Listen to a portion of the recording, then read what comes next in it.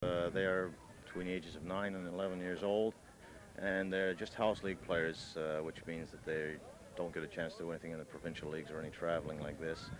And they're just average children that go out each week and they play baseball for all the different zones. So I guess the bottom line here is fun, no matter what. This is basically what it's all about, and to have the children have a little bit of recognition for what they've done through the year. Okay, Brian, thank you. And I understand later on there'll be some real nice trophies given away, and many people to thank. We'll be talking about that through the broadcast today, and many thanks to you, and in the future next year. Well, we're hoping next year to get it bigger and better. The Pepsi-Cola people have really helped us a lot on this.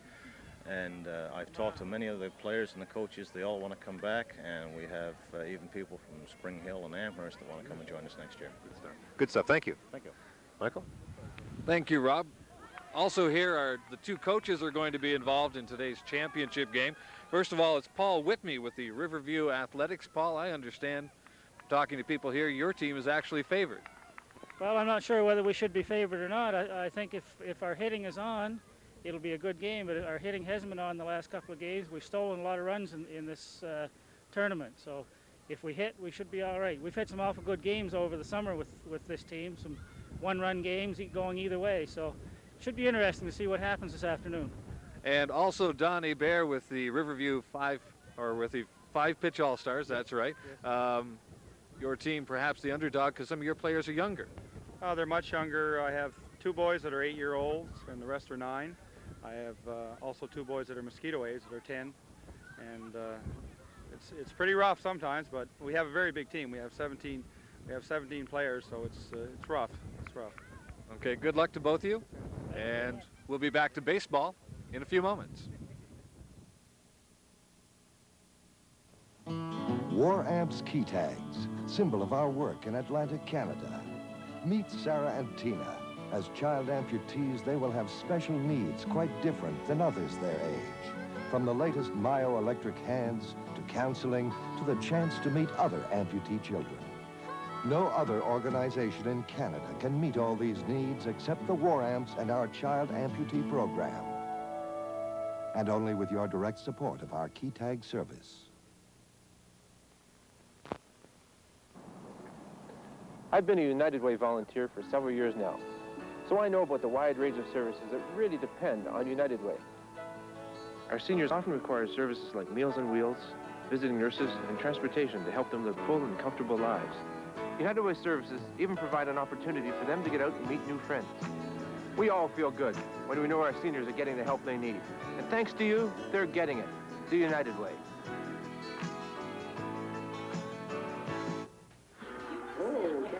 Look at the screen. An aristocrat is a Karen. An aristocrat? No answer to Karen. Louise. Blue blood? A blue blood, right. And a very special day is our Red Letter Day. It can take only seconds for a heart attack or stroke to kill. Right, Henry. How about tomato? Right. Nobody's safe. But it takes only seconds for you to give to the research that's stopping this killer dead. Help stop Canada's #1 killer. Working with the community to bring Moncton closer to you. Cable 5, your community access channel. We're going to introduce the teams from our championship game today. First of all, the Riverview Athletics. Your name? Jason Miller, center field.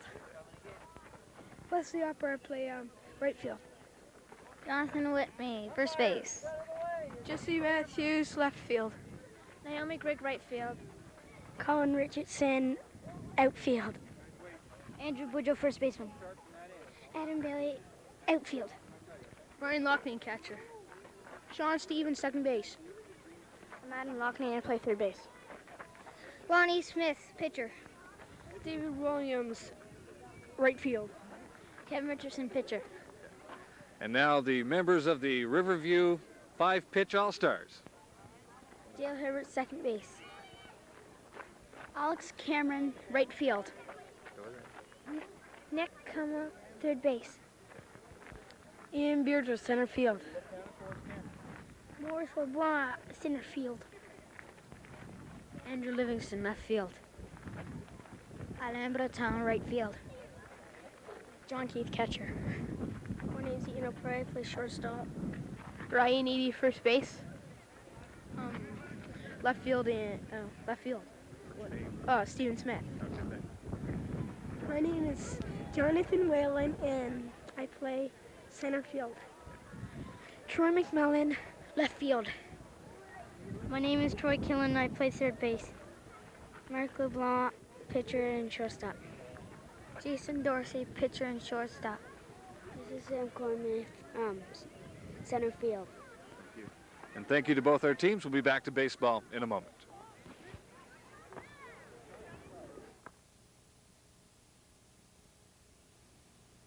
Here we are, standing in a lineup, waiting for a ticket to see all of our heroes dancing in a dance club, moving back and forth. You go up, up, up, up, up, down, down, down, up, up, up, up, down, down, down.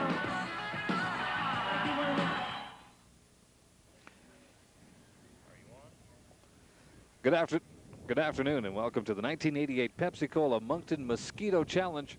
I'm Michael French. This is Rob Cusack. Rob, this should be a good game today. These are two good teams. Well, we've seen a lot of good baseball here all weekend long. In fact, right around the city, they've been playing mosquito ball, and that's right. A lot of good games. And the weather, I guess, is hung in pretty good today. We had a shower to start things off with earlier on this afternoon, but so far this afternoon, looks like we're going to get the game in. It is a little breezy, and it's kind of cool, but that's championship baseball. That's and this is played. September too. Sure. I mean, it's getting crisper in the days, and of course the nights are getting a little frostier. And sooner or later, that time of year comes when baseball ends, and I guess other sports take over. But this is what it all boils down to, you know. Well, these boys and girls, have been playing a lot of baseball this year. The Riverview teams, from what I understand, play a total of 43 games in a season.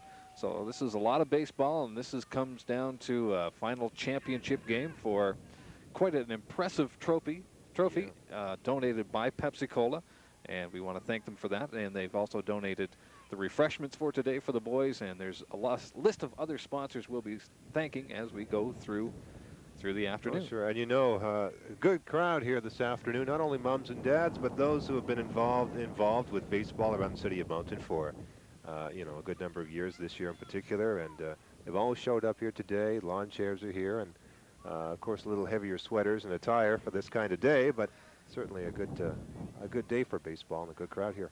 Yep, well, we should go through the starting lineups. The five-pitch All-Stars are on the field right now, warming up. You have the list of some of the players. We can run through the pitcher first of all. Number 14. Number 14 in pitching for the five-pitch All-Stars today is Ian O'Prey, and Ian will kick things off. I understand, as with most minor league ball, they do happen to change players. I mean, we have a lineup here of about 14 or 15, and they will, throughout the game, be switching positions. There's 18 players for the All-Stars here today. They'll all be batting. Of course, they'll be switching positions as we go through the afternoon. Ian is... I don't know if you can tell on your screen, but Ian is not a very big boy, but he can throw the ball very well, and I think we're going to see some good pitching from him. He is the team's top pitcher, by the way. Over at first base, it's Ryan Eady. Okay, I couldn't see his number. Yeah, Ryan Eady. And down at second base? Second base, we have, if I could get a number, I could get a name. Well, how about shortstop, number 16? Number 16, let's check our scorecard here today. We have no number 16. There we are, Mark LeBlanc. Mark LeBlanc playing shortstop. And number 15? Number 15 is Jason Dorsey. That's the infield. And it looks like we're ready to play ball. There's the first pitch, and it's a ball on the outside corner. So we're underway. We are underway. This is going to be seven innings of baseball. That's a strike. As I said, Ian there is not very big, but he can bring it pretty good, as they say. In fact, I think Ian must be the smallest player on the five-pitch All-Star team today. But by the way, the five-pitch All-Stars are not quite old enough to be Mosquito players, but here they are in the championship game, And I think a lot of the credit for that has to go to Don Hebert, their coach. It's a foul ball up into the stands, into the spectators, as a matter of fact. Well, that's 1 ball and 2 strikes. He's ahead of the hitter. And you know these kids can hit the ball. We've seen the consolation game was just over, as a matter of fact. And there's our first strikeout of the afternoon. 1 down. Yes, we certainly have seen some good ball here today. Andrew Boudreau up to bat right now for the Athletics. Yeah, in the game before, kind of an error-filled game, but that's because they were probably playing for the consolation, and they have played a lot of baseball this weekend. That's right. Oh, strike. That was a good cut, though. Good cut and a good pitch. And they can hit the ball, too. Sure. They can sure. poke it. You see the outfield at a pretty good depth, because these fellas can get it out there.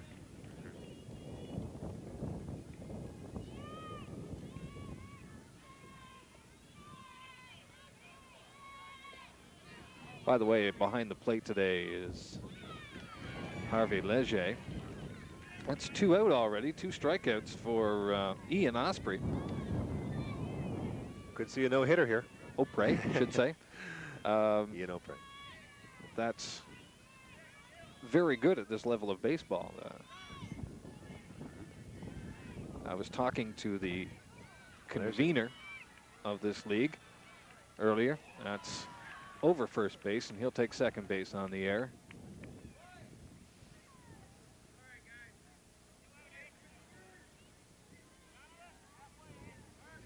Up to base, or up to bat rather, will be the pitcher, or the shortstop, Lonnie Smith, number 14 for the Athletics. It's 2 out, man on second.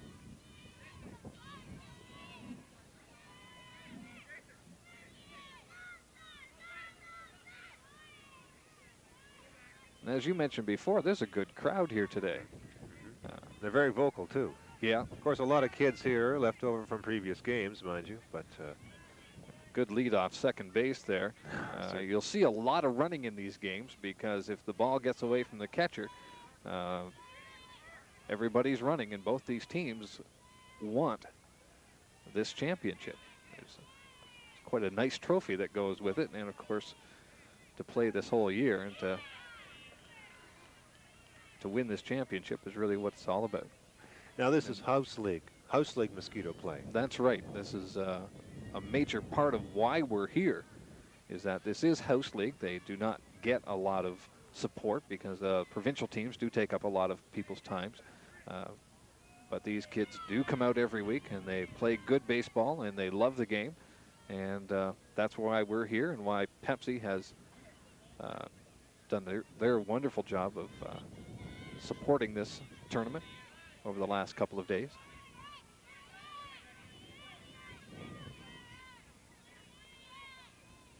So there's 2 out, man on second, and the third strikeout. Well, I think we're going, by the looks of things, Mike, rather, I suspect we're going to see some pretty hot pitching today. I think we are.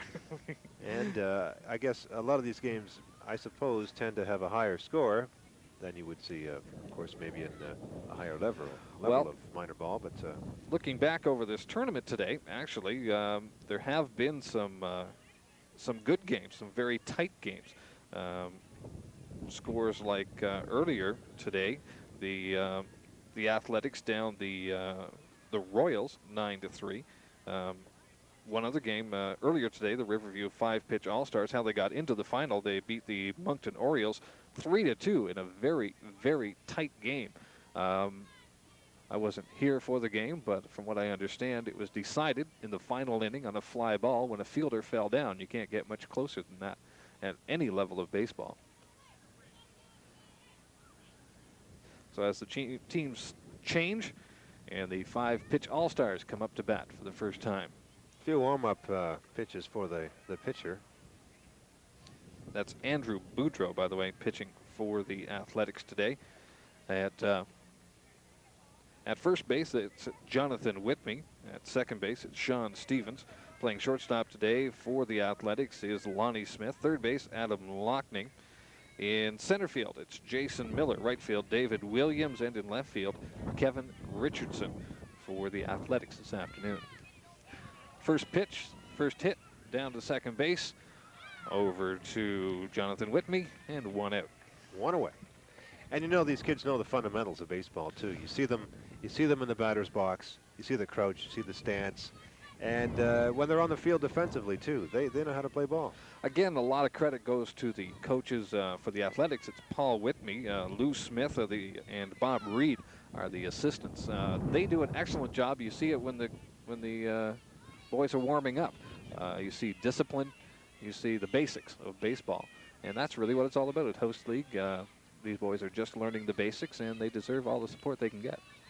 Daly Bear, the batter, and you just saw on your screen him duck away from an inside pitch.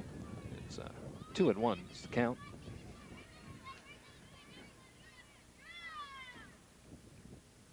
The pitch outside again.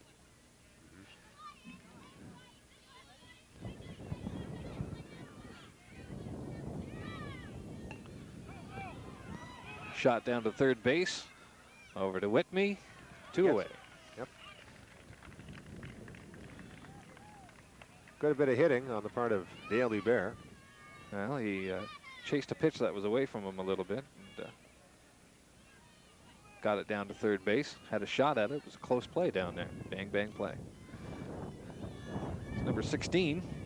Trying for a bunt there to get on. It's 2 away already. This game could move along pretty quickly if this is the way things are going to go. But as unpredictable as baseball games are, we know that's not going to be the case.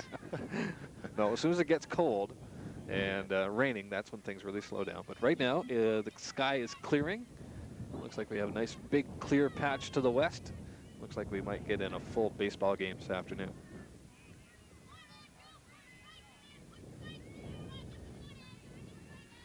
The pitch. Good hit. Through the infield. Yep. And a single. Single for Mark LeBlanc, number 16, for the 5-pitch All-Stars. That brings up Ian O'Prey, number 14. Getting a signal from the coach, Donnie Bear. You know, it really is great to see kids at this level going through, taking in so much of... taking a signal, playing the game station to station. Yeah, things you take for granted. That's a good hit. Could fall in a hole. It does. It does. That's into center field, and we have men at first and second. Good strong shot by Ian O'Prey. Brings him in at first and at second, as you say. Up to bat number 8 for the 5-pitch All-Stars, John Keith. There's a high pitch. Pitch over his head. Looks like coming down to third on the throw. Oh, safe very at close. Third. Close play is right. Just slid under the tag there. Adam Lockney got the throw. And then to home. Oh, drops the ball. He's safe. That's 1 run for the 5-pitch All-Stars. Very aggressive play. This is what we're going to see all afternoon, is very aggressive play on the part of both these teams. They're going to have to scratch for runs the way they're going right now. So there's a man at third, 2 out. And John Keith up to bat. Fouled off into the screen. Somebody we should also mention is the St. John Ambulance, who have been here all weekend talking to them. A little while ago, they treated 5 injuries this weekend. Another foul ball off into the spectators. They've been here all weekend. They treated 5 injuries, none of them serious, a few scrapes and bruises, and of course their presence is always a great comfort at events like these. Oh, it certainly is. And they do appear at so many sporting events. Everywhere you go, you'll find the St. John Ambulance. Yeah. They do a super job.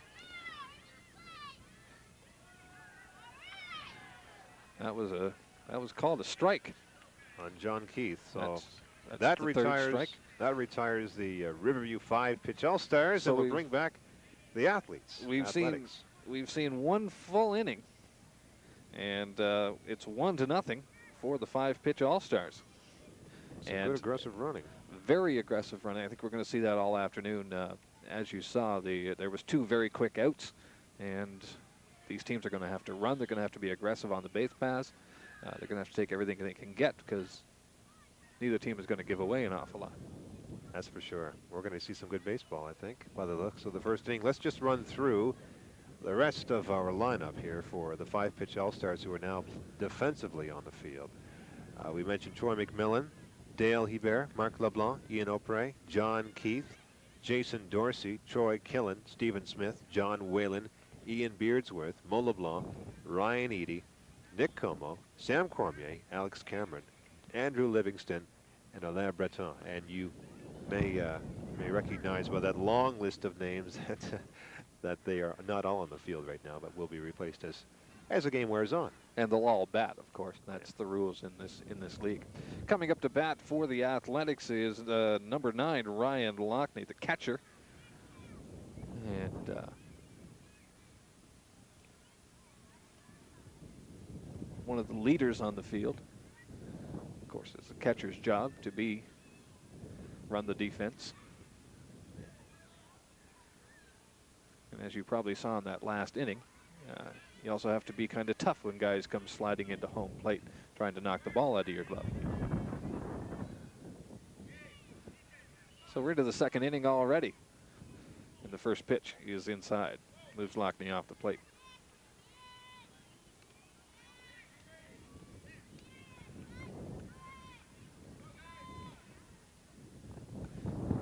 And a pop fly cut by the pitcher. And that's 1 away.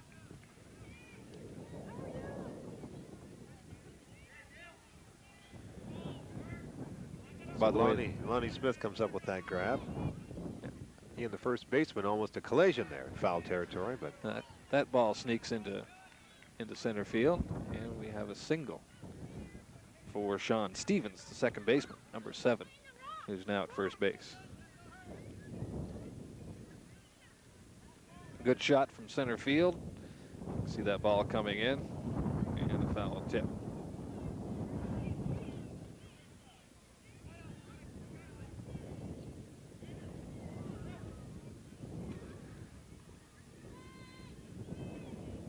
Getting the signal from the catcher. The pitch, high and tight, 1-1.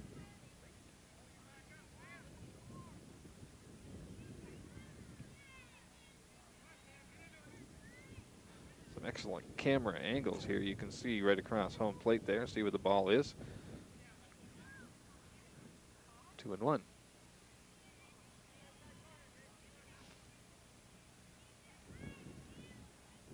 Matt, at first, the Athletics are down by a run early in the second inning.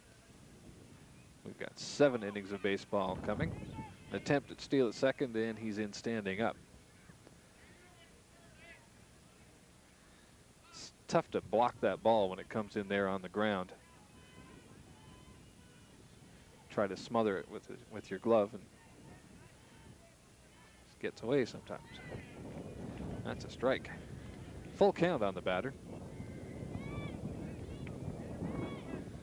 That's number 6, Jason Miller. Center fielder up at bat. Full count. The pitch. Ball 4. Takes the base.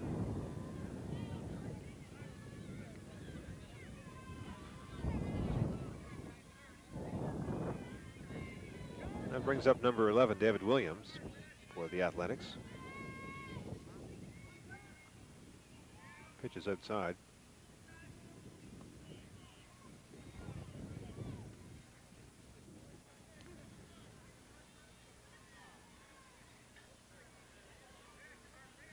Good shot from the runner's perspective at second base. The ball is a strike.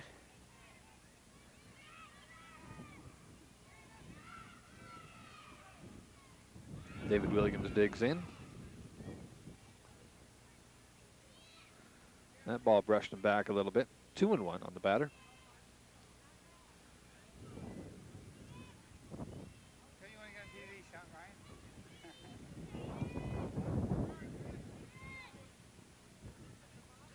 And Ball squirted away for just a moment, but everybody's going to stay where they are.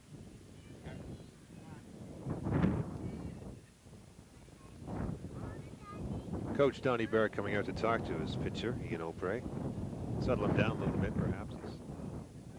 He's mixing his pitches up very well, but seems to be able to spot the ball fairly well. Of course, it's a little cool out here, and that you can start to stiffen up when you well, you sit know on the that bench. that wind seems to be blowing right in over home plate. Strong, brisk wind here today at Forest Glen School Field, And that's his second walk he's given up. The batter will be Kevin Richardson, the left fielder. On deck is Naomi Grigg. So the bases are drunk, as they say. as they say. Nobody out. And the Athletics are down by a run, but threatening here in the top of the second. Any kind of hit? No, that's going to be a foul ball. Any kind of ball on the ground should score a run.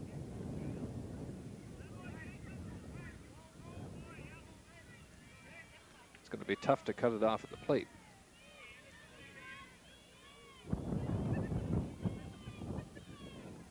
You might notice that all these players, shouldn't say boys, because there are girls on this team. Naomi Grigg is on deck, and I keep forgetting things have changed, and there's nothing wrong with that. It's just different. You have to get used to it. And you notice that they are wearing good batting helmets, and this is going to be a double play. If they just throw it back to third, that's and 2 they out. make the play. Smart heads-up play on the defense end. That's right. So that's the end of the inning. So after one, the Riverview 5-pitch All-Stars lead this game by a score of 1-0. Yes, that was quite a turnaround to go from the bases loaded there at 1 out and suddenly have the inning over with no runs across. As we mentioned a second ago, Mike, how unpredictable these games can be. Sure. This one is moving along. For just 1 run in this type of baseball is, well, it's excellent defense and it's good pitching. We've already had 3 strikeouts and a couple of just easy pop flies, and that's good pitching. That's all it is. Should mention some of the people and some of the organizations who have helped make all of this possible. Of course, Cable 5. Yeah, many thanks to them for helping us. For sure. And of course for broadcasting this game. Mm-hmm. You know, every summer I was talking to some of the folks here earlier, Cable 5. They were saying perhaps the busiest season ever for showing up at community events, and they've certainly done their share of some good work. We've already got 1 out as we were speaking, as we were thinking Cable 5. That didn't take too long. The 5-pitch All-Stars are up to bat. Number 13 is up right now. Troy Killen. Jason Dorsey went down on perhaps the first pitch, running to first. An attempted bunt by Troy. Just missed the ball there. That's an art form that they're learning.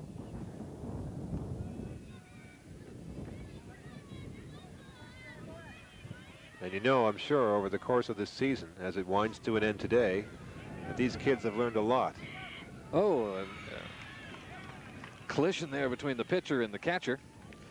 And the end result is a 5-pitch All-Star on first base. Troy Killen makes it to first base on an error. Infield pop-up, and that's a tough play. Somebody's got to call it. Usually that's the catcher's play to call, but there's a lot of noise here and a lot of nerves.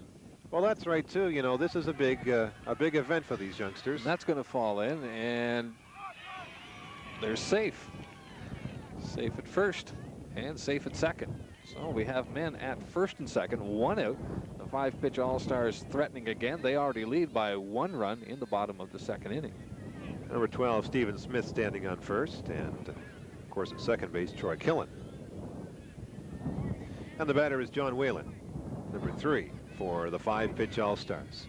He squares around to bunt, and he gets it down. That was right at his feet, and he moved the runners along. A nice bit of bunt work. That's what on the part of John Whalen. That's what he wanted to do. Laid that down very nice. That was a very tough ball to hit. It was right at his feet, and he managed to get the bat on it and get it down that first base line. Hate to say it, but I think that was as much luck as anything. He got the bat on it, though, and that's what counts. So a man at second and third, 2 out. The batter is Ian Beardsworth of the 5. That's Beardsworth. Beardsworth. That's okay. You can't read my writing. That's right. Nobody can. That's all right. There's a pitch high.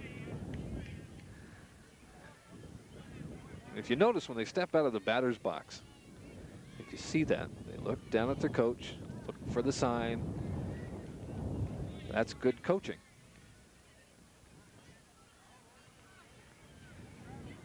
The convener of the league, Brian Fisher, is very big on coaching, and he has taken advantage of several programs, namely the Petro-Canada Play Ball program, and he is a member of the National Coaches Certification Program.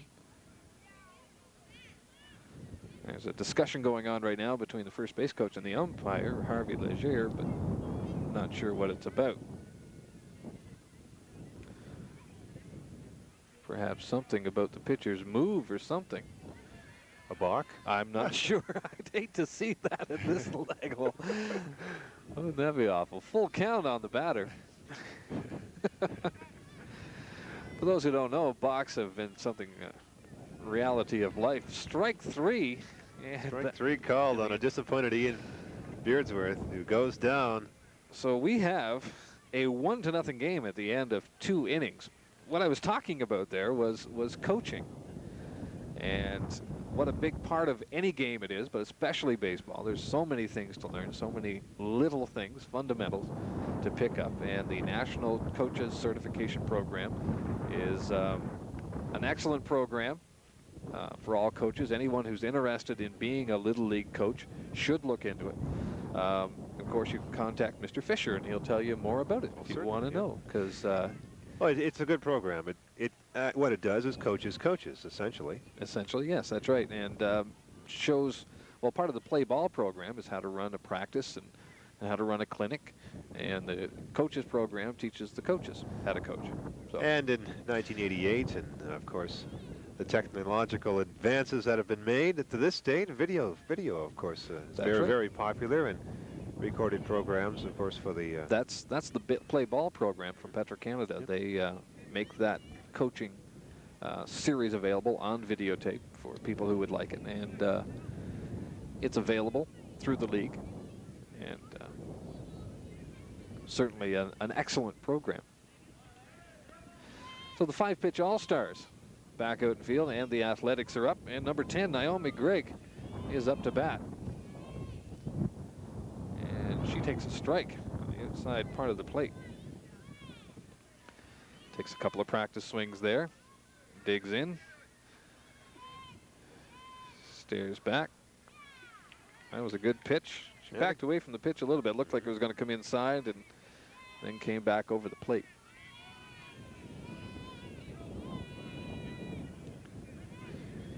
The pitch, and that one's outside. 1-2 on Naomi. Again, this game is moving right along. We're into the top of the 3rd inning. Naomi swings and misses a low pitch. Strike 3. Strike 3. That's 4 strikeouts already for Ian Opray, and I hate to keep harping on this, but he's not very big. And he can really put that ball in there with something on it. Now there's a shot right back to Ian. And he can field his position too, so that's 2 away. Wesley Harper goes down on a right fielder. And a comebacker. Coming up is Colin Richardson, number 3, with 2 away already. And the Athletics have got to get something going here pretty soon. They had a chance in the last inning. They had the bases loaded with 1 out. And hit right into a double play, which took him out of a very promising inning. And something I mentioned in the pre-game interviews was that the Athletics are well, favored by the people who are here today. The 5-pitch All-Stars are younger, and they don't play quite as much. But I think the difference, if there's going to be a difference today, is the coaching. And probably Ian O'Prey. Ian O'Prey's got a very good pitch, series of pitches. 3-1. He's been outside with a couple now.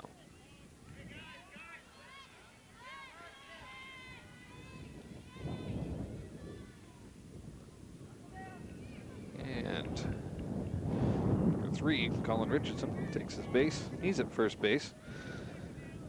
And that's about the only way to get on base against O'Prey right at the moment. That's the way it's is to work him for a walk. The trend so far in this game has been that way. And that brings up number 17. Jesse Matthews. Jesse Matthews, the batter. Right-handed batter. He takes a look. Taking a look at his coach. Look at his coach. And there's 2 away here. He's got to be hitting away and hope for a break. He's going to have to be a little bit more selective with his pitches. That was in the dirt.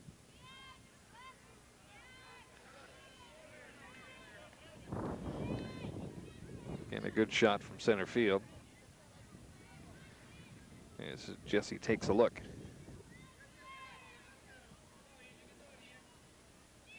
Outside. And Colin Richardson takes away. Second base on the wild pitch.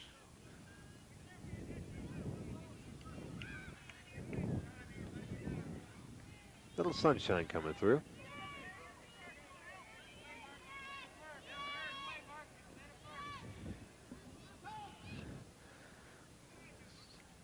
2-2 on the batter.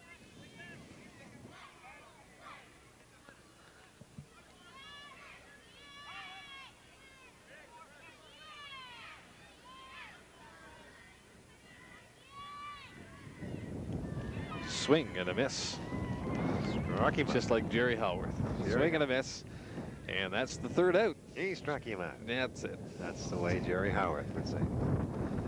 And that brings us to the bottom of the 3rd inning, and the Riverview 5-pitch All-Stars will be batting. Mo LeBlanc will lead things off, number 10. And they lead by 1 run. In a very close game so far. Very close game. Some very good pitching, some good defense. And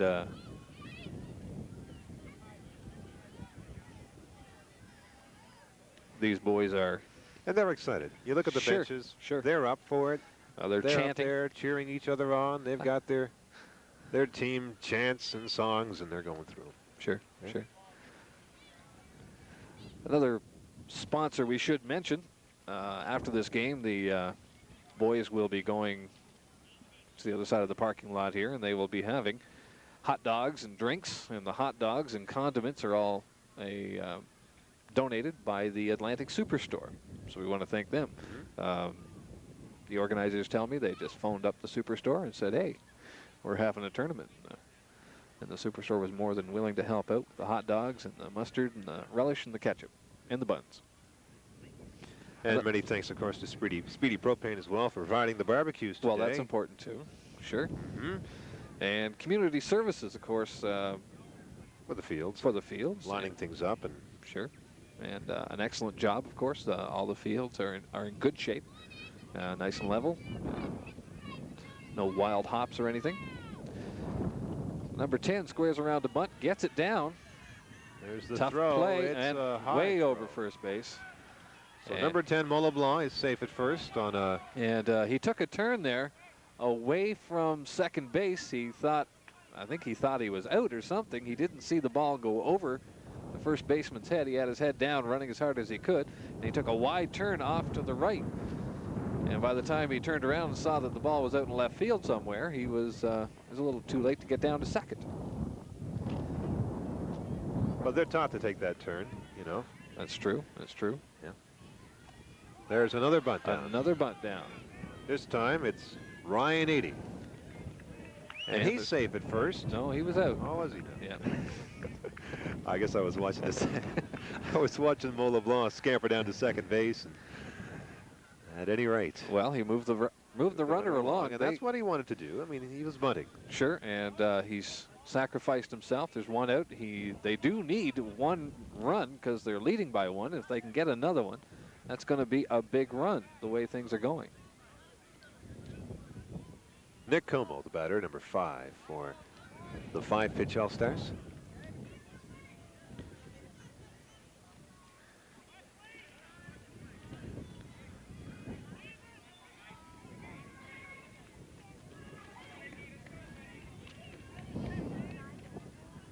Some of the other teams involved in this tournament included the Moncton Blue Jays and the Moncton 5-pitch Selects.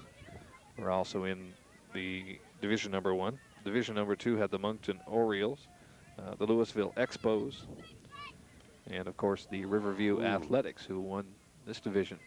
That was a sharp foul ball. Right at their own bench. Right at their own bench. Off the bat of Nick Como, number 5. And I think it got a player down there. I can't say his number, but he's okay. They teach you, another thing they do teach you is to keep your eye on the ball. And that's even on the bench. Even on the bench, doesn't matter. Always keep your eye on the ball. That's right. That's a lesson he'll remember now for quite a long time. The pitch is high and inside. That's why they wear those big helmets. Safety first. The coach for the All-Stars is... it's quite a high pop. Cut by number 7, second baseman. You mentioned coaching a while ago, Mike, being so important. Donnie Bear is the coach of the 5-pitch All-Stars. Joe Como and Paul Beardsworth, assistant coaches, and they have certainly done a good job with their team this year. Bring them this far. Not to put down any other team, but especially the 5-pitch All-Stars are amazingly well disciplined. Watching them in practice, and of course bunting like that, that's a tough call. And the signals in their practices, and they're warming up, they're disciplined, they do it properly. And again, this is a tribute to Donnie Bear and his coaching staff. Wind picking up a little bit here. It's kind of cool over here down the third baseline. Well, I wore my jacket.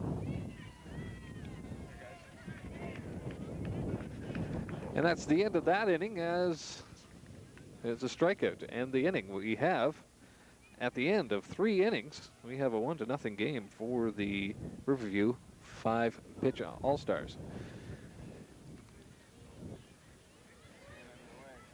Go on over and talk to us. Yes, we have a guest. Guest from the Moncton Mets. Yes, gentlemen, come on over and say hello. Over, gentlemen. You folks have been busy. You've been doing the circuit the last few weeks in Newfoundland, of course, in Charlottetown, and you've been all over. Yeah, we've been to every part of Canada, it seems, in the last month or so, but we're glad to be home and resting up a little now. Now, this is a good game. I don't know if you've just joined us or not. Well, we just got in, saw the last inning, but Ray Burke's over there. He's a little camera shy right now. Doesn't want to come over. Come on over, Ray. But no, the kids look like they're having a lot of fun, and that's what it's supposed to be. It's all supposed to be fun. This is where it starts, too, at this Yep. age. It's where the guys are supposed to get out, and girls nowadays, I guess. Did you guys play in this league? At one time, yeah. Like Oh, yeah. Everybody did. Sure.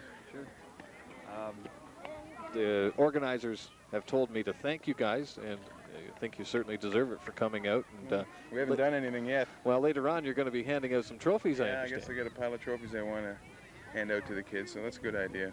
Give them all something. Remember the weekend by. Sure. Thanks again. Okay, thanks a lot, gentlemen. guys. Okay. A couple of members of the Moncton Mets joining us, of course, setting a fine example and doing very well in the Nova Scotia Senior Baseball League this year. Community service is something that is not recognized nearly enough. So we're into the top of the 4th here. We got number 4, Adam Bailey, coming up to bat with his bright yellow socks, and he swings at a pitch, misses, strike 1. Or almost a neon color. Wonder if that's going to throw the pitcher off. I think that's the idea. Is that right? Tactics, strategy, I guess. There's a high one. It's a high one. Got his bat on it though. Foul tip. Strike 2. 0-2 on the batter.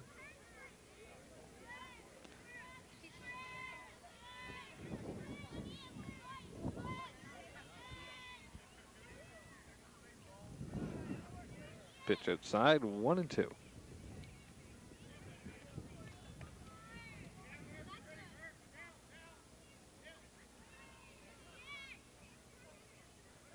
Two and two, counts even up. As I said before, the Athletics have to get something going here. They have to get some men on base.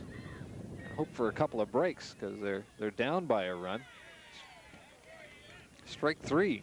Another Adam strike Bailey for Ian Opry. Now that's got to say something for the pitching. Well, he's gone through the lineup once, and that's 1, 2, 3, 4, 5, 6 strikeouts out of 14 batters. So I'd say they better get something going pretty soon because Ian doesn't look like he's getting tired at all. Just about 50%, and that's pretty good. Nothing wrong with that. That's certainly nothing wrong with that.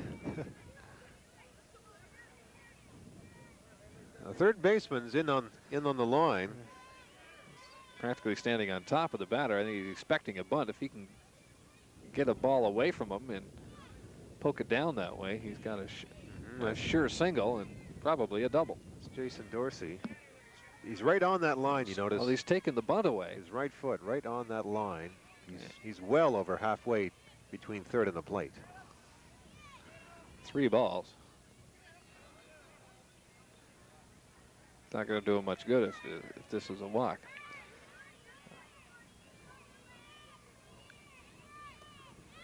That's a strike. Swing and a miss. 3-1, swinging on 3-0. Of course, that did look like a strike. It looked like a dandy. He just dropped right in there, and the elusive Ian Opry continues to amaze. Strike 2, full count. That was a tough pitch on the outside part of the plate, and couldn't do anything but stand there and take that. And he finally walks him. Came back there. He was down 3-0, came back there to make it a full count, and finally lost him on the next pitch. So there's a man at first for the Athletics. Andrew Boudreau.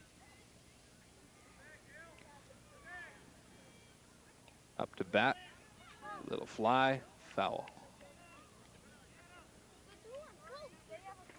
It's Adam Lockney trotting back to first base.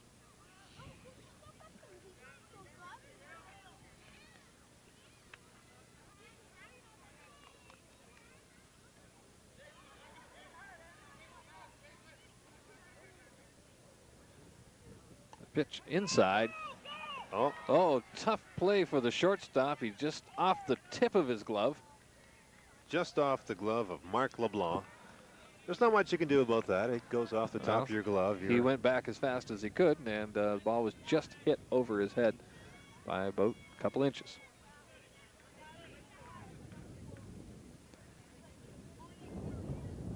Might mention some more of the sponsors that have helped out a lot for this tournament this weekend. Eastern Sports, of course, giving a good price on some of the trophies that we'll see later on in the broadcast today. Many thanks as well to Dware's Ultramar, who provided a trophy, and Burger King for their donation this year.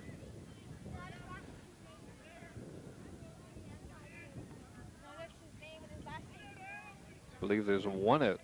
But they're making sure everybody knows. Men on first and second, 1 out. And Ian Opry continues to work here in the Jonathan Whitney up to bat, and he fouls that back over the screen.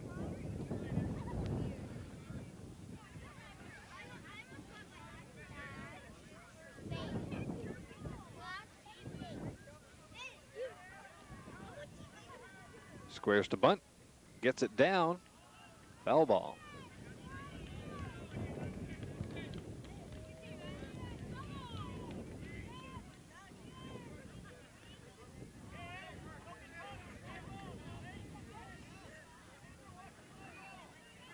This is a good chance for the Athletics. They got to get something going here. They got to get at least one, tie it up. It's a good hit down to short, over to third. Safe at third. Everybody's safe. He beat the throw.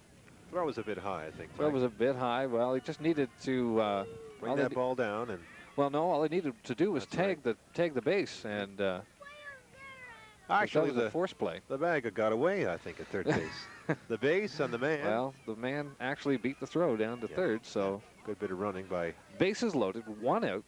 And the Athletics got something going here. Yeah. And Lonnie Smith, the shortstop. Lays down the bunt. It's foul. That'll bring them all back to the corners and every bag busy.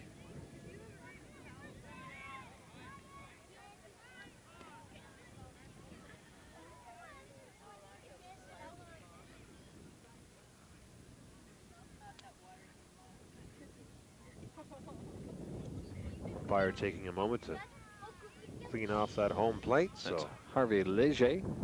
Inopre can have a good view of it. There's a group of umpires who have done excellent work for this league. They include Harvey Leger, of course, who's working today's game. Pop fly to the shortstop. He's got it. And everybody stays where they are. So there's 2 out. 2 away in the top of the 4th inning. The Athletics, again, have to get something going here. LeBlanc made a nice catch in that play. They did. It's a tough wind today because that wind, even a short pop fly, the wind's going to move it around. It's going to cause some problems, that's for sure. So also the group of umpires who worked for this league this year include Doug Jonah, Fred Payne, and Roland Taylor, and today's umpire, Harvey Leger. The wind picking up a little bit, you might notice, blowing some dust across the field. Bases loaded. The pitch is outside. And play at the plate. Comes in. Safe. 1 run in for the Athletics. That's a tough way to get a run station to station, but coming in on a pitch that got away from the catcher, they get their first run of the afternoon. That was Adam Lockney coming in for the Athletics' first run. So man is 2nd and 3rd. 2 out. Here in the top of the 4th. As the Athletics continue to look for some more. And there's a shot. A big hit. Over the head. Over the head of the right fielder. That's Troy McMillan. That's going to score at least 2. There's the pitch in. The cutoff man. It's right to the pitcher. Well, they're going to hold him he's to got a triple. Beautiful. That's the break they needed. They needed to get something going. It's a good hitting. It was a good piece of hitting. He took a ball away from him and got it out into right field in the air. Got it over the right fielder. Troy McMillan, he did all he could do. It just simply got by. So 3 runs in for the Athletics so far. Man at 3rd, 2 out.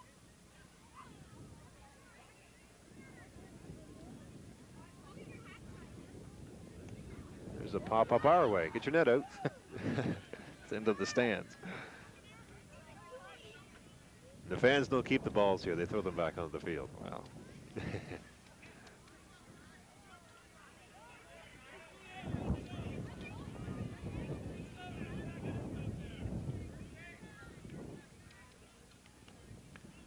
Tough pitch inside.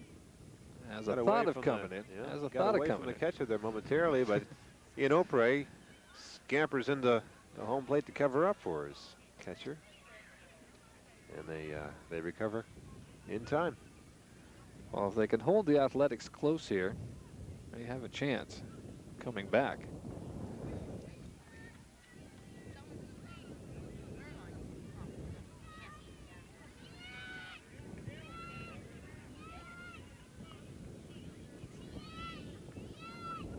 Here's the pitch. Tough hit. Just off the glove of Ian. So that brings in another run. So we're looking at a score now. That was Sean Stevens who just hit that single off of Ian Opre's off his glove. So we have 4 runs in.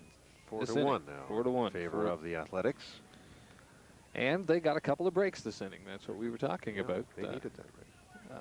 It's not that Ian has pitched that bad. They haven't hit the ball exceptionally hard, but they've got some bunts down in the right places and beaten some tough plays. And Jason Miller a moment ago taking a second to change bats. He is back now in the box. He walked last time up. Shows a good eye at the plate.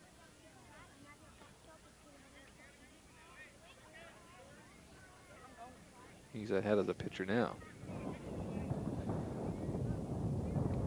pitch. High, and the throw to second. Oh, just missed. And the ball was there.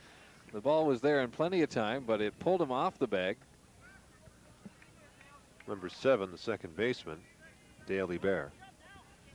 He almost had a play on second. The ball was there, as I said, and he had a chance, but the ball, it did pull him off the bag, and he couldn't get back to it in time to get Sean Stevens, who was taking second.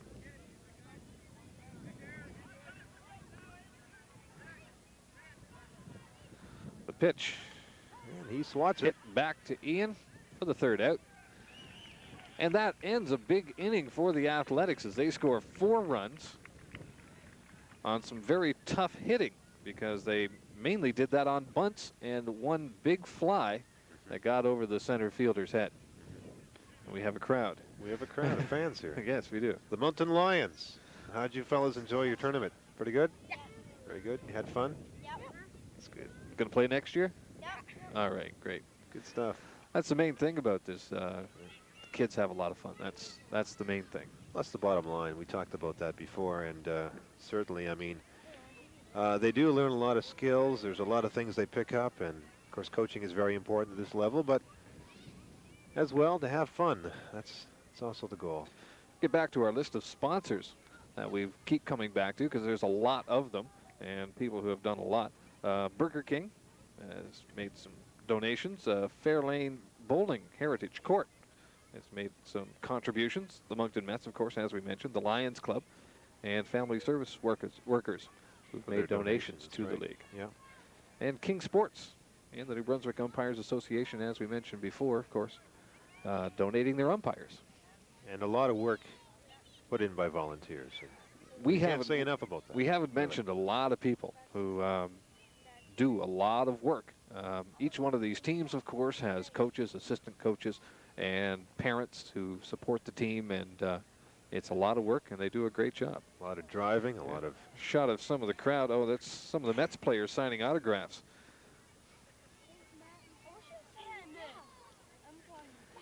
Signing everything from hats to baseballs. Sure.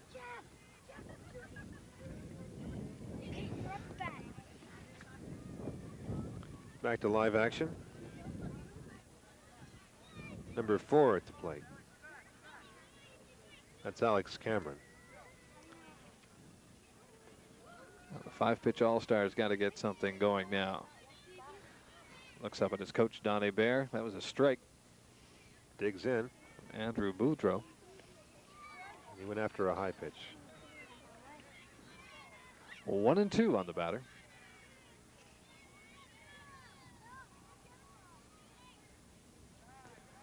That pitch outside. Evens up the count at 2-2.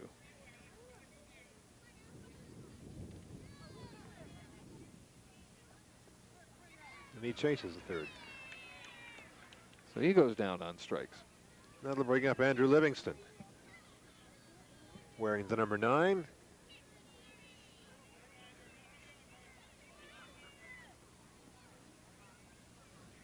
Looks up at his coach for another signal. A pitch. Takes the ball.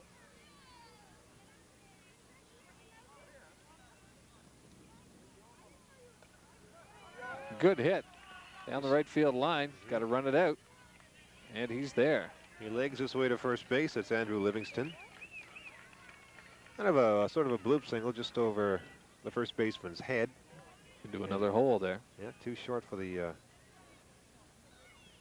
fielder to gather, but they do hold him to a single.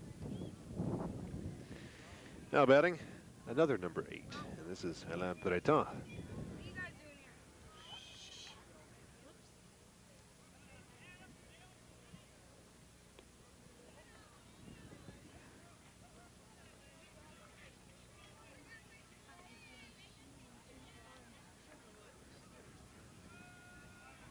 That's a strike from Andrew Boudreau.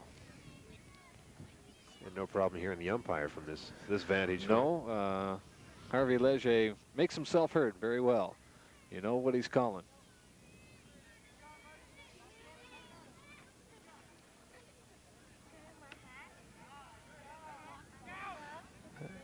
attempted steal of second, and he makes it.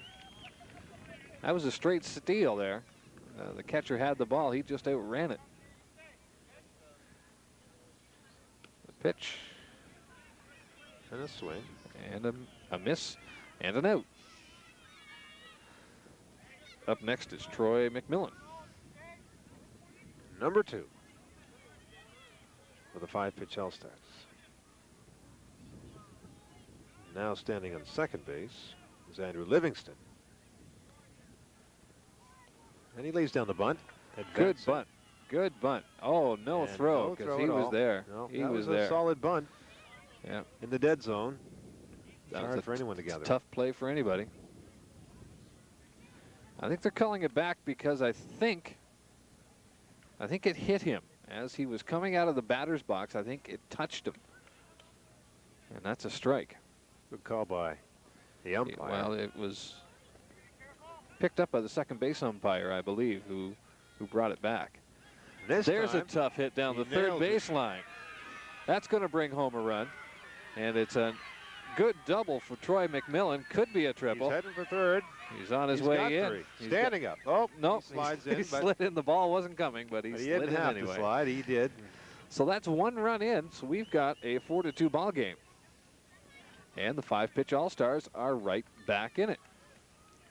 They've got a man on third. And well, I'm sure Troy's saying that's better than it's better than a bunt single any day. Yes, that's right. That's a triple. That's a little bit better. You'll take that. Number 7, Dale Hebert, is up for the 5-pitch All-Stars.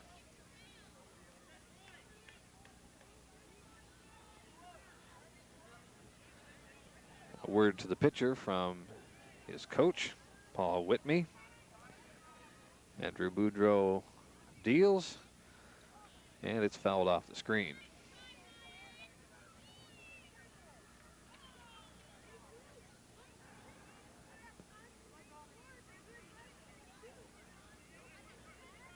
It's a 4-2 ball game in the top of the 4th inning. And as the inning comes to a close, we'll be back in a moment. War Amps key tags, symbol of our work across Canada. Leo Latulippe, a war amputee, and Martin Leblanc, a member of the War Amps Child Amputee Program, where many of his special needs will be met, like the new artificial arm we are making him, and counseling, and the chance to meet other amputees. The War Amps Child Amputee Program will meet all these needs.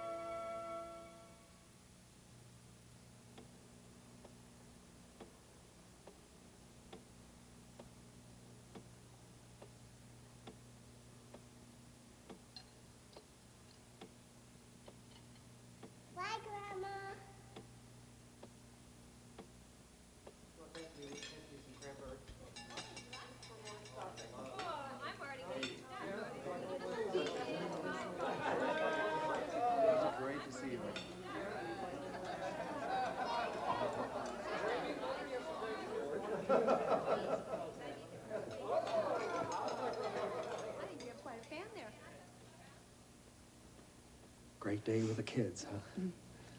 Guess I'll do the dishes.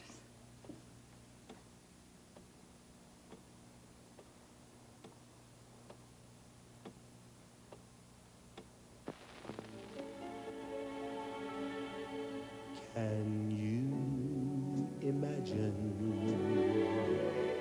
how much I love you?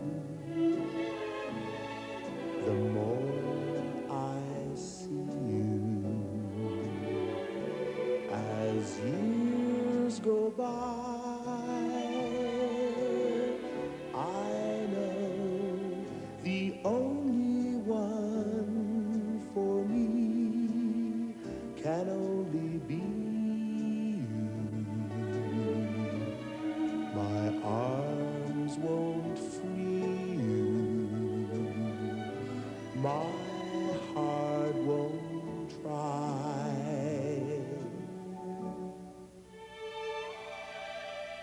Marriage is a lifetime of loving, one memory at a time. from the Mormons, the Church of Jesus Christ of Latter-day Saints. Working with the community to bring Moncton closer to you. Cable 5, your community access channel.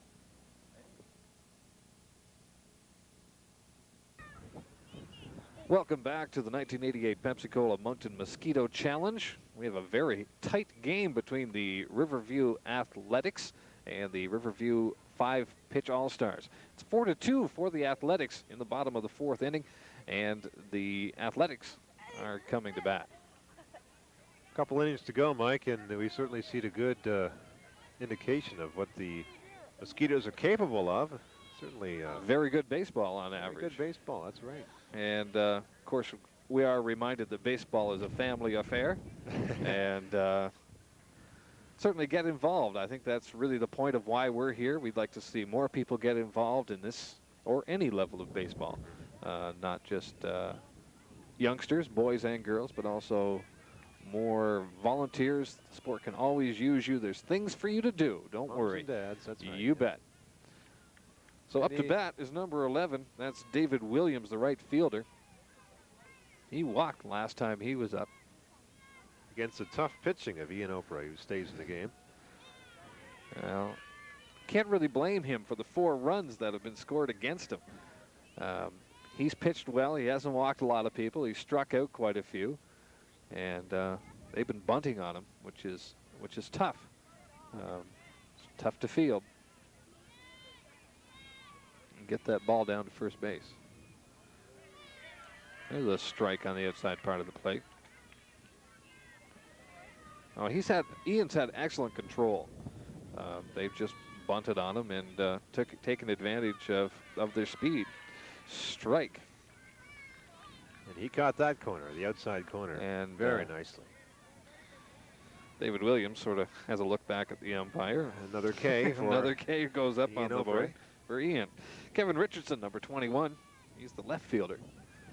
He takes a swing foul. And actually right fouled that off his foot and down the left field line. And foul. That hurts just a tad. Yeah, he's feeling that. He'll walk it off, though, and he'll be all right, I think. And his coach, Paul Whitney, is having a look. Make sure he's okay. Do that enough times and you get like the big leaguers, and you'll see them wear a protective pad, almost like a goalie or a catcher pad and then on their left foot. When For right-handed they do get to first base, they take it off. Take it off, and sometimes you're so beaten and abused playing the game that you'll be like Tony Fernandez, who wears a brace under his uniform. And that's right. You see a lot of that, though. I mean, sports science is Mike, something that's really come a long way too in the last few years.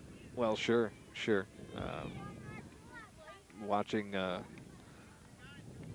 game last night, I think in one inning, I saw 4 different players get hit by pitched balls, and where at one time they might have almost taken a person out of a game. They could spray something on it, numbs it, and they're right back in there. Back into it, yeah.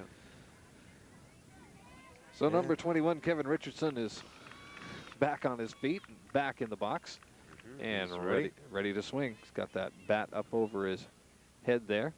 Takes an inside pitch. 1-1.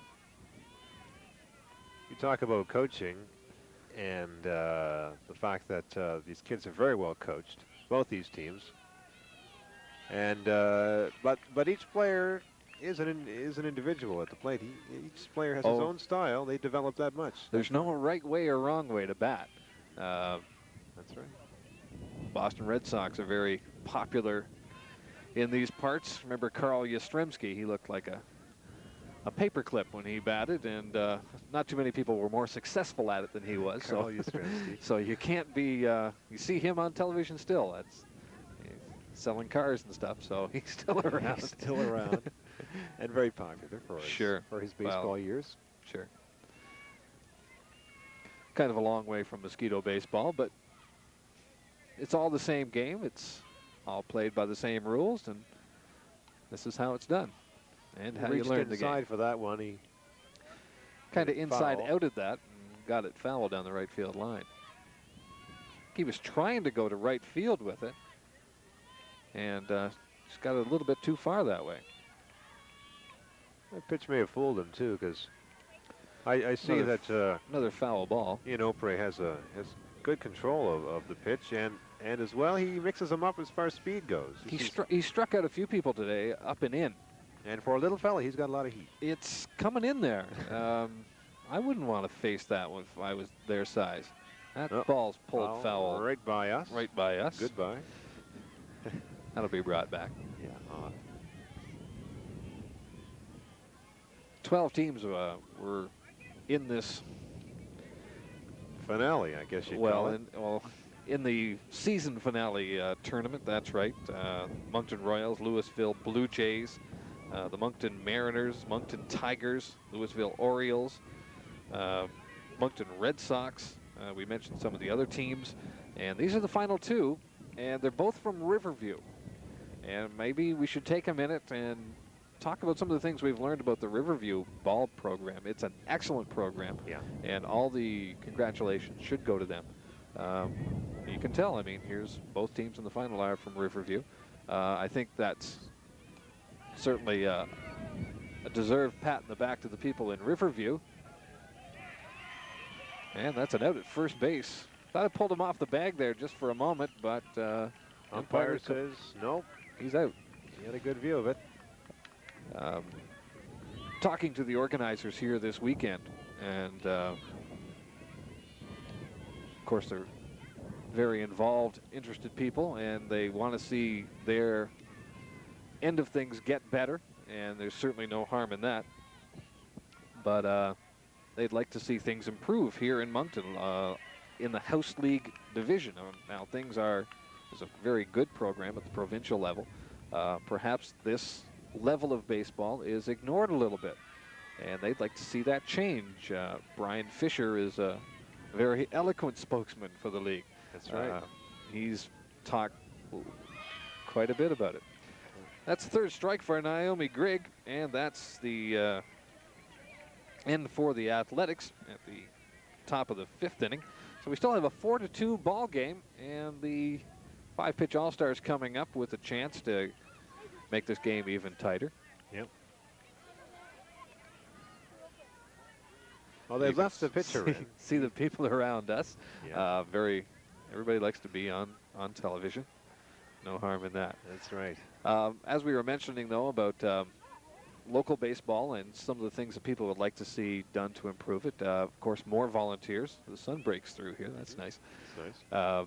More volunteers. More money goes without saying. I think everybody wants. Yeah, and better any uniforms. League could use it. Equipment Better uniforms, equipment. There's all kinds of things that need to be done, and it's not just they don't necessarily need your money, but your time is very important, and the more you can give, the better. And well, that's I guess what it really boils down to is a time factor for one, because we've stressed that volunteers are involved in this organization. A lot.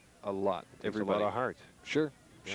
And you know, I mean, there's the parents of the kids. I mean, that's important, sure. But also other people are involved. Perhaps kids whose children, shouldn't say boys. I got to get that out of my mind. Whose children have moved on to other levels.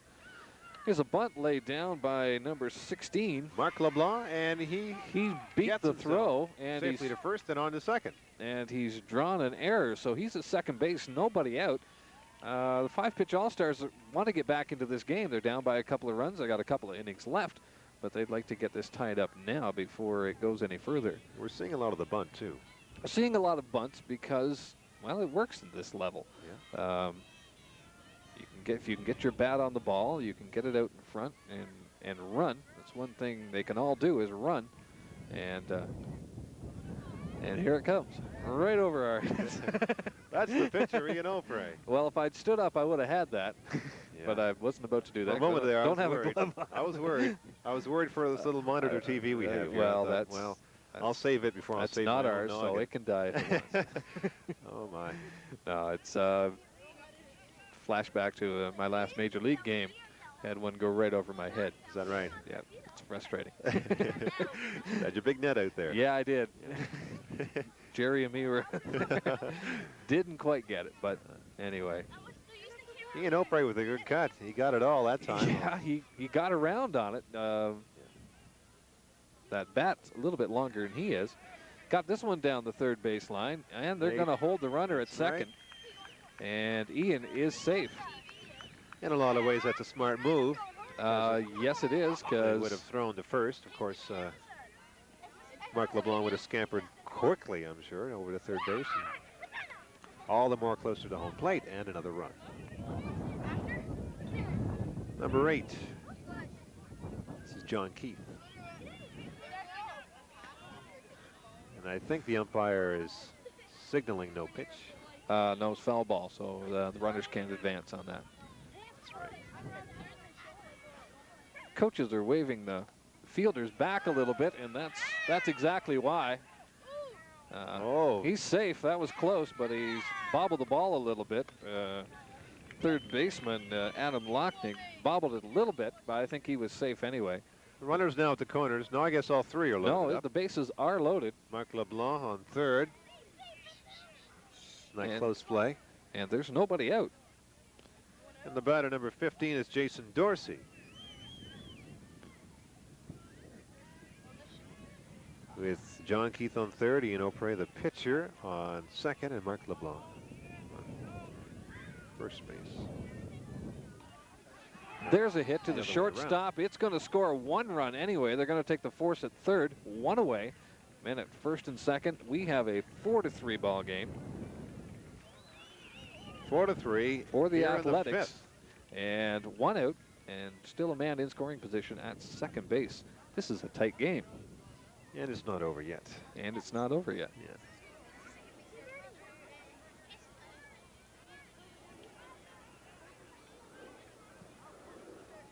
Center field shot. It's number 12 digs in. Or is that 13? No, foul ball.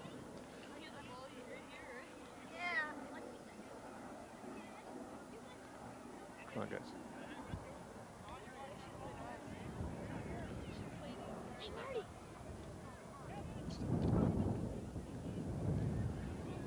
The batter is number 12, Stephen Smith. Man at second base takes a big lead. Ball's back to the pitcher. Number 8, John Keith, second base, an aggressive lead that time, but forced back to the bag at second. Some people find some other forms of entertainment there. Got to bring the ball down to third. That's a safe at third. That was a straight stolen base. For John Keith, who makes it. Just good running. Just straight took that base. Slid in there in fine style.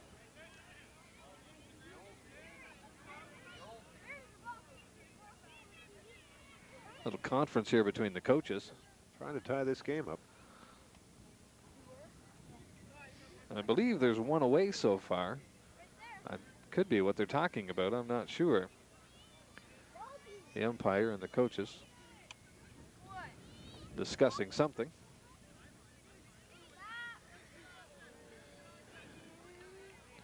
A shot from center field. Andrew Boudreau to the belt. Deals, swing, and a miss. Catcher looks back, the runner at third base.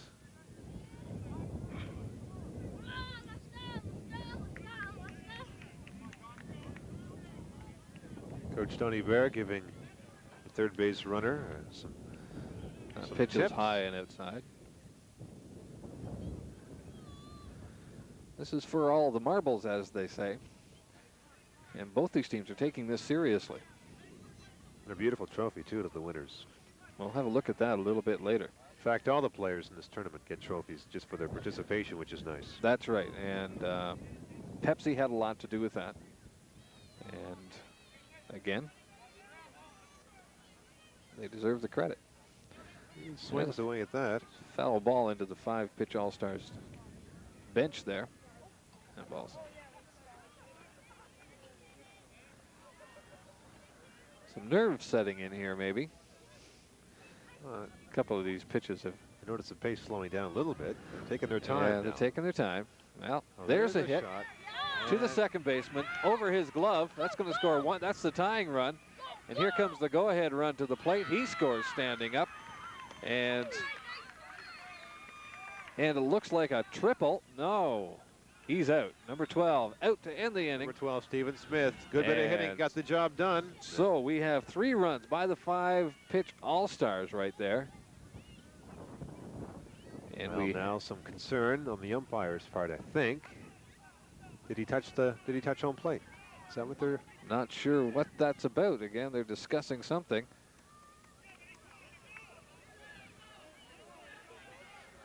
A lot on the line here. Yes. As we notice. And not sure who's calling it. Now, a call at third base on a play like that should have been the home plate umpire, maybe. Well, we'd have to get an expert on the rules. The end result is that the inning is over. The 5-pitch All-Stars lead by 1 run. We are going to the top of the 6th, and the score right now is 5-4 for the All-Stars. So they have come back as we said they probably would. Again, some good timely hitting and a very close game. That's right, Mike. We've seen a lot of very aggressive running. We have to say. And some good strategy too. Yeah. I can't say enough about, of course, the coaching and some good bunts, some good running, and some good hitting as well. We've seen some good shots. Sure. Good shots here. Sure. We're going to take some time, of course, after the game. We're going to talk to Mr. Brian Fisher, and we're going to talk a little bit more about his plans. There are some things coming up for this league next year that are really exciting, and we're going to talk to him about those. So stay tuned, and if you have a youngster, boy or girl, coming into this age group, and you're interested in getting them into baseball, certainly listen. Or if you're interested in being a volunteer at any level, certainly find out more. It's the end of the baseball season now, but next spring there will be a call go out, as there always is for volunteers, and we need you to answer. A moment ago you saw a shot at the crowd, and I think within the last half hour or so we've seen that the number double at least, because there's a lot of people here. A lot of players here and a lot of people here, and they're really enjoying what has turned out to be an excellent ball game. We're into the top of the 6th inning, and it's Wesley Hopper up to bat as Ian Oprah deals a ball low. And a shot from our center field camera. You guys have done a great job for us today, cameraman and thank you, cameraman, producer, director. Good job all around. Good shots. There's a tough hit down to the third baseman, and the throw all the way across the diamond. That's one away. Good arm. Jason Dorsey, third baseman. And as you gets the job done.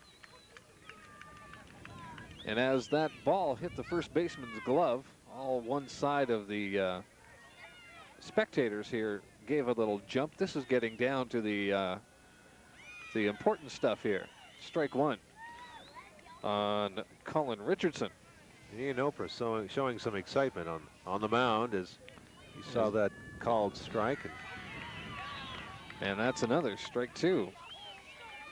So he's ahead of the hitter quickly now.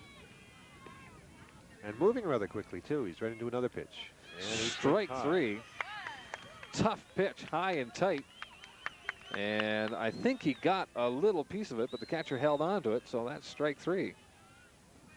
Number 17, Jesse Matthews, is up with 2 out already. Coach Tony Bear is out to talk to Ian, and the catcher, maybe to settle them both down a little, because I noticed they were moving rather quickly there in that last sequence of. They were letting it get ahead of them a little bit. They got 2 quick outs, and they were in danger of sort of letting it run away from them. That's a good move. Get them calmed down. Yeah. Get them back in the groove. And well, there's a lot of excitement here. You can really feel it. The parents here are behind both their respective teams, and they're cheering them on. And the players are starting to catch the excitement. Jesse Matthews is the number 17 batter at the plate. And if I figured rightly, Ian Oprah has 9 strikeouts today, and that's a fine day for just about anybody. There's a foul ball behind first base. That's 2 strikes on Jesse Matthews. Of course, the Riverview Athletics hoping to salvage something, get something going here in the 6th, and perhaps tie it up and well, they're going to have to ultimately win the game. But well, they're going to have to because they're only going to have one more shot after this. There's a foul tip. A foul tip, yeah. Stays alive in there.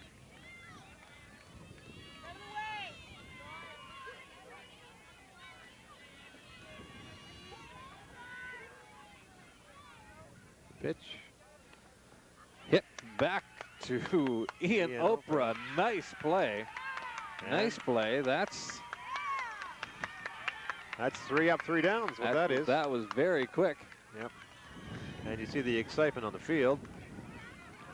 The Riverview 5-pitch All-Stars, an excited group of baseball players at this point, giving their team cheer. And I think that's the end, by the looks of it. They line up to shake hands. So that's it, a 5-4 ball game. And a very good for the Riverview 5-pitch All-Stars. And as we mentioned before, they were underdogs coming into this game. They are younger than Mosquito age players. And smaller, you can see And it. smaller, as you can see them sort of lining up against the Riverview Athletics. So an excellent game. And 2 things I think really had a lot to do with this. Number 1 was Ian Oprah.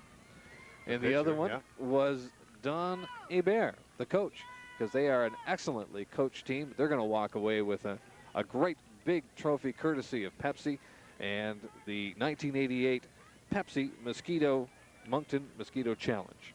We'll be back with the presentation of trophies and some interviews with some more people involved with this league in just a moment.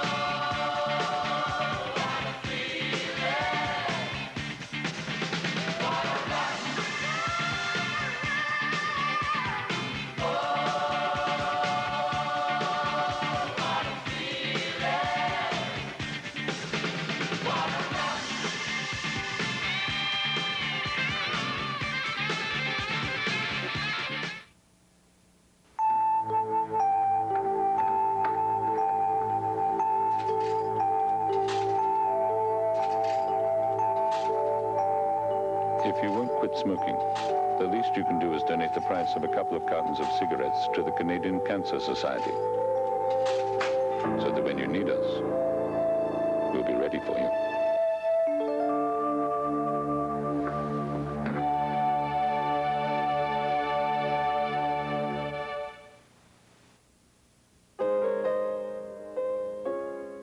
It was a game with us. Who could catch the most fish without really trying? John won. He always won. Until last year when he lost the use of both kidneys. Now I'm here alone and he's tied to a dialysis machine waiting for a kidney transplant. If you had a friend whose kidneys had failed, no one would have to tell you how important organ donation is. Please talk to your family and sign an organ donor card today.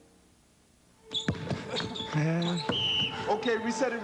Let's go, man. Start all over. I just never played 1,000 miles from home before. I don't know. How does he miss that shot?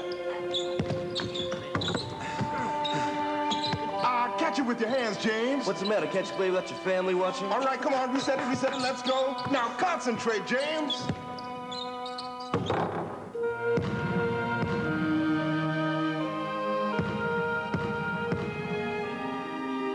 Hey, James. Where'd you learn how to shoot like that? My older brother. Man, I'm gonna have to teach you again. How'd you get here, Dad's truck? Nope, the bomb. You drove the green bomb 1,000 miles?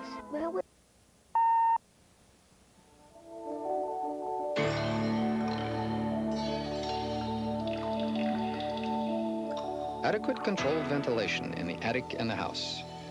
Complete sealing of air leaks with weather stripping and caulking. Healthy quantities of insulation. And servicing or modernizing your heating system will produce a double E, energy-efficient house. The energy-efficient triangle can help you to keep your renovation priorities straight. The first task is to seal up energy losses by caulking. Many different forces, from rising hot air to blowing winds, can cause over 20% of all our heating energy to escape from our houses through air leaks. Cold drafts come in and warm, moist air escapes out. Sealing these leaks shut will save energy, but at the same time, we must not trap this moisture-laden warm air inside the walls or the attic. So in cold Canada, we must seal the leaks on the inside, the warm side of our houses. The outside of the house must breathe as much as possible. In fact, siding and window flashings or brick weeping holes must not be caulked shut. In Canada, we seal on the inside. Weather stripping for doors and windows will certainly help to stop the air leaks. But the biggest losers are cracks that must be caulked shut. Where are those cracks? A do-it-yourself technique would be to close up the house and then turn on all the exhaust fans, perhaps even light a fire in the fireplace to create your own vacuum. Then hang a light plastic vegetable bag on a clothes hanger to make your own draft detector. You may even get good results on simply a windy day. You'll probably find leaks all over: the foundation wall, sill plate, floor joists, electrical outlets. Don't panic. We'll show you how to seal up all the most common ones. Can you seal a house too tightly? Not really, but you can fail to provide adequate ventilation for breathing and for combustion appliances. What's the difference? If you don't seal the house, you'll be living in a cold, drafty, and expensive sieve with no hope of controlling anything. If you seal the house up tightly, you can then introduce adequate, minimum controlled ventilation for all your needs. Seal it tight, then provide ventilation. And that can range from something as simple as occasionally opening and closing windows through a wide variety of systems, perhaps even going as far as a central automatic air-to-air heat exchanger and combustion air ducts. When we're going to caulk, we have to find our way through that mountain of caulking choices at the hardware store. First, avoid all oil-based caulking. They simply don't hold up. Second, avoid exterior caulkings. They're hard to apply and give off toxic solvents too smelly for indoor use. Butyl caulking is good for the concrete to wood joint at the sill plate in the foundation wall. Silicone is an excellent caulking material, but very expensive. Use it when you must have a transparent caulking or a high temperature caulking. Acoustical sealant is the only one to use to seal polyethylene. Nothing else sticks to the plastic. Don't use it anywhere that will be exposed, as it never dries.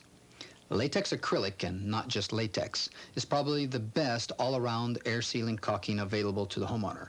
It is modern in cost, easy to apply, the smell goes away rapidly, it forms a paintable skin rather quickly, and it will have a life expectancy of 15 to 20 years. How to apply caulking wasn't studied much until recently. To get caulking to stick and do its job, start with a grease and dust-free surface. Cut the nozzle square, not at an angle as we've always done in the past. Hold the gun perpendicular to the surface so as to push the caulking down into the crack without pulling it up behind the gun. If the crack is no wider than the bead of caulking, go ahead, leaving a little crown so that it will shrink flat. If the crack is wider than a single bead of caulking, stuff some backing into the crack first, and then cover the surface airtight with caulking. Let's begin in the basement, where we have some of the most important leaks in the house. One common construction technique looks like this. When the wood and the concrete shrink, a large crack is left here, and the air comes freely into the basement between the sill plate and the foundation wall, as well as through any other cracks around the header area. Floor joists are often sunk into the concrete like this, and this construction leaks even worse. Caulking may be difficult in the tight space, and the long tube nozzle of polyurethane foam may be the only good way to seal these cracks. Vacuuming the area will help to clean it, but turning the vacuum around to blow the dust out of the crack is even more effective. A good job will clean all surfaces to be caulked with mineral spirits, and then caulk wood to wood joints with latex acrylic, and the wood to concrete joint with butyl rubber caulking or polyurethane foam. Plumbing or electrical pipes through the foundation wall, as well as any cracks, should also be caulked airtight. That same header area will even leak cold air into the house above. Here's our model again to see where it comes from. The quarter round needs to come off, the rug pulled back, the crack cleaned out, and the wall caulked down to the floor. This is a well weather-stripped window that's still leaking. A cutaway model of the window shows how air goes behind the window trim, through the hollow frame and into or out of the house. The best way to seal this is to open it up. We should run a knife down the joint first so that the paint won't chip when we take the trim off. Carefully wedge the trim away with two rigid spatulas or scrapers. Oh, a little tip. Pull the nails out from behind, and they won't ruin either the trim nor the paint. Fill the crack with insulation. Then caulk the frame